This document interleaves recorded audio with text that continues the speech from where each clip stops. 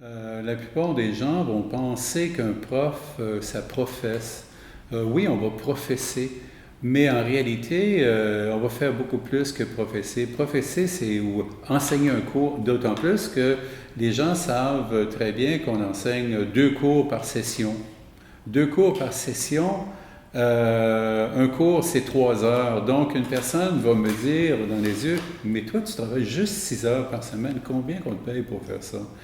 C'est à peu près, malheureusement, l'image que les gens ont. Mais si je parle pour l'archéologie, c'est beaucoup plus que ça, être professeur en archéologie. C'est-à-dire qu'on dirige également des étudiants. On dirige des étudiants qui font des recherches, que ce soit des maîtrises et des doctorats. Bien, ça, c'est beaucoup de travail. On doit également aller chercher beaucoup de financement parce que si on veut travailler, c'est-à-dire appuyer financièrement nos étudiants, faire des recherches dans des endroits tels que Québec ou d'autres endroits exotiques, ben ça prend du financement. Donc, une autre partie de ma vie, c'est d'aller chercher du financement. Mais pour avoir ce financement, c'est basé sur la recherche qu'on peut publier. Donc, les publications sont très importantes.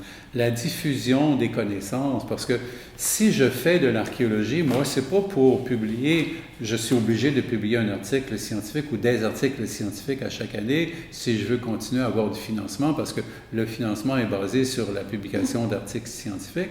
Mais d'un autre côté, l'archéologie, c'est également, on travaille avec l'argent public, donc il faut en redonner. Une façon de redonner du financement, c'est vraiment d'avoir de la diffusion, que ce soit des expositions, que ce soit des communications, des entrevues qu'on peut donner, des journées portes ouvertes qu'on peut faire. Donc ça, c'est un autre aspect également de l'archéologie.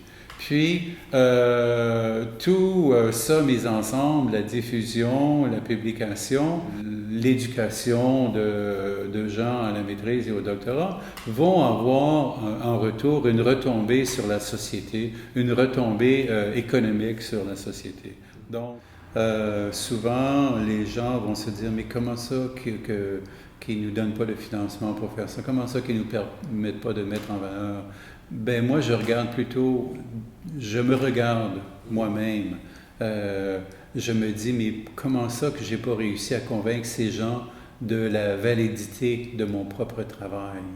Il y a beaucoup de gens qui vont finalement disparaître dans la vie, des professions qui vont disparaître ou des événements qui vont disparaître, des organismes dans mon milieu qui vont disparaître. Est-ce que c'est tout simplement parce qu'on n'a pas été capable de se justifier?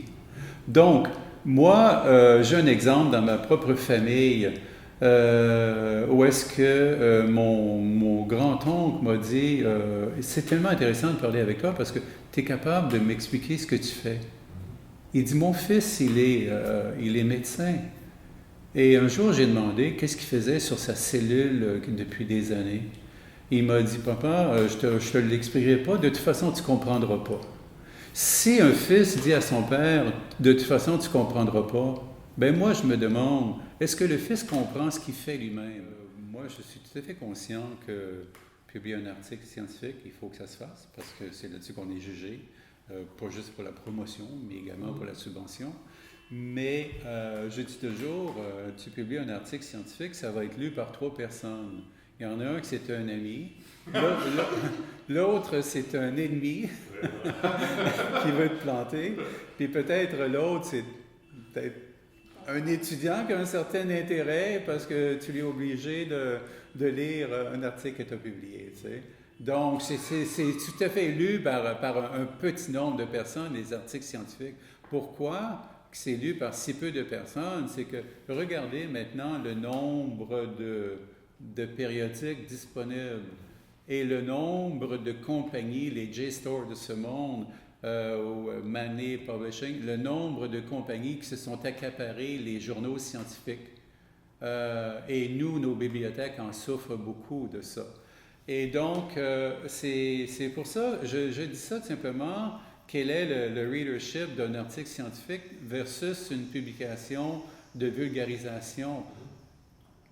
Publier un livre de 300 pages dans notre université, ben, souvent les collègues te regardent, mais pourquoi tu as perdu ton temps à publier un livre de 300 pages? C'est juste une entrée dans ton CV.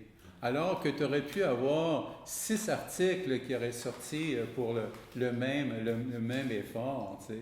Mais finalement, je pense que pour un professeur qui commence, on est tous les professeurs, je dis tous les professeurs qui commencent sont obligés de passer par là, le publish or perish. Mais une fois que tu atteins un certain niveau, tu peux te faire plaisir, c'est-à-dire rejoindre les gens qui ont payé pour que toi tu existes comme prof d'université, comme chercheur, et ainsi de suite.